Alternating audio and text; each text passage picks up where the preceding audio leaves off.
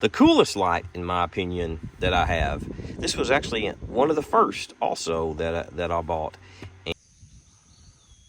Okay, so getting ready for a trip, and just started looking at some things, and I've mentioned this in at least one other video that we're all kind of weird about stuff.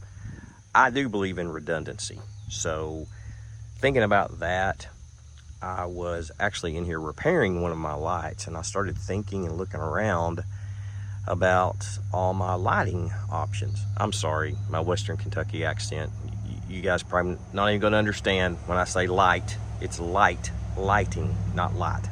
But I'll probably say light. So, just how I talk, man. So, anyhow, I was repairing this light, and you know, I've been on camping trips before to where I either didn't bring enough batteries, or the USB light ran out, or my solar battery or my solar lighting all of a sudden just quit.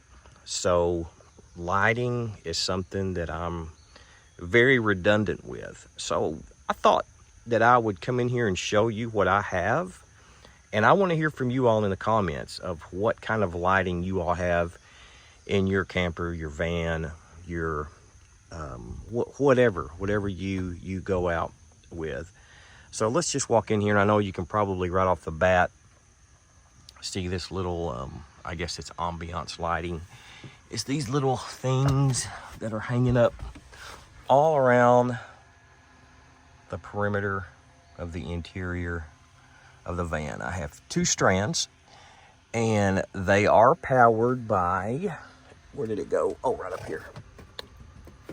These little solar panels, which I've had these for several years, and they work. You can also plug other things into it, whether it's your phone, any kind of, it's got a USB outlet on it right there, and I think it's got a USB-C on it as well.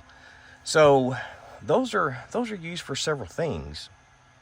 But anyway, does this provide a lot of light? No, it doesn't. But it's something, when it's really dark, it will. And I just kind of use it for ambiance or whatever. So that's one option. I bet you some of you all have something similar, whether they're the fairy lights, the I don't know what else you call them, the strip lights. These are just kind of haphazardly hung up there, but they're very inexpensive. So I would invest, and that brings me to something else. Lighting is not very expensive.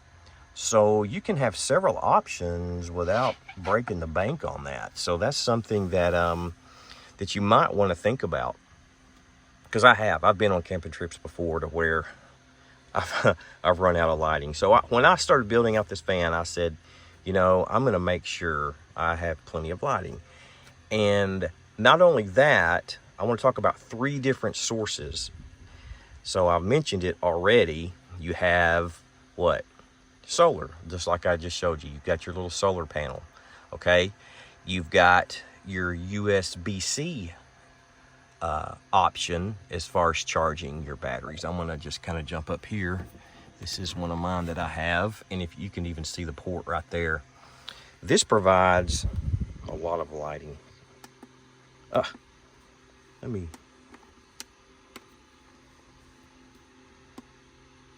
you gotta hold it down. I always try to just want to push the button on it.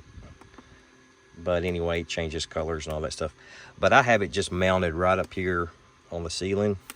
And that'll jump right into our other lights. You can see my kind of, I don't want to call them pot lights, but that's kind of what they look like. But all they are these little cheap Amazon, USB-C powered lights. And of course I like these because you can do them individually like this with different colors, and then it's just held up there by, well, you couldn't see that, it's just held up there by a magnet. Now when I'm driving some of these back roads and stuff, do these things fall off? Yep. When I'm in here messing around, does my head hit them and fall off? Yep. It can be aggravating, but I'm not I'm not near talented enough to be drilling holes in my ceiling and wiring up lights. So this was an option for me. But what I like about these, and I'm going to get it, I have my remote to these Velcroed right here because I would lose something like that to my little pantry. So if you can see it here, if I can do this on camera.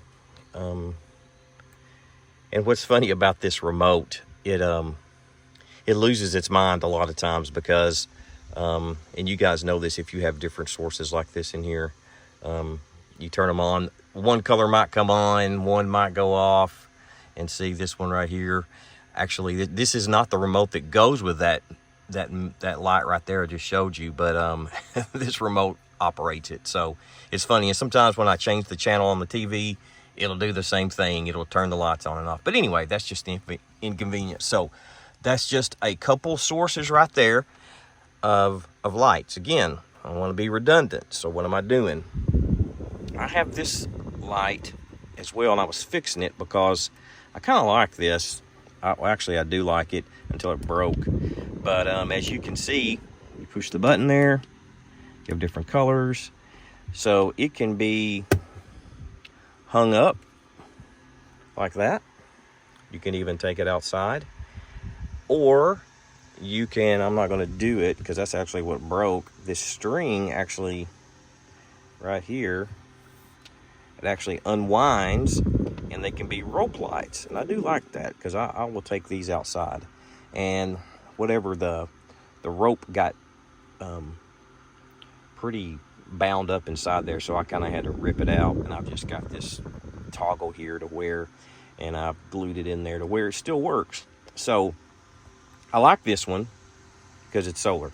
Okay, now do you have to have sun to have solar? So yep, it's got some limitations just like any other solar thing. But anyway, I did purchase another one. I'm going to take you back there right now, and I think the one I just showed you is more of an off-brand I got from Amazon. And I did get this one from Amazon as well, but this is in, I don't know if I'm gonna say it right, Ogre. What is it? Ogre? I don't know how to say it. But anyway, it's the same thing, but it seems just a little bit better quality, okay? Now it's not charged that much right now, but as you can see, I leave that one hanging right here. But the difference between this one and the one I just showed you, this one is USB charged, okay? The other one's solar. So I'm gonna see how this Ogre does. Like I said, the rope light seems a little bit stronger, so hopefully it won't get all bound up and crazy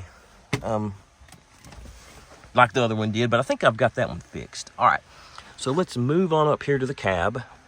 Probably seen these before. I always keep a headlamp up here. Okay, there you go.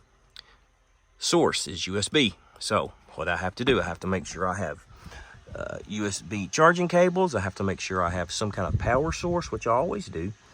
So that's something that I like to keep up front. Also, in my toolbox / center console here, I got this one.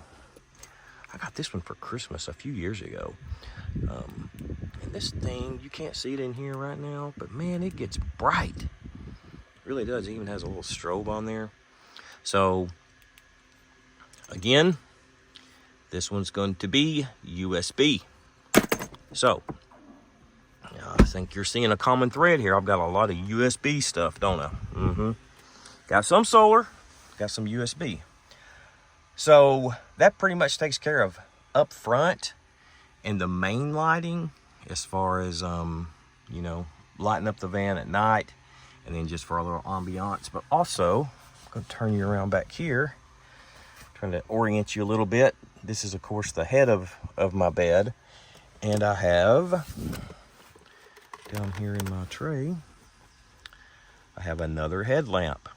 Again, here we go. Redundancy.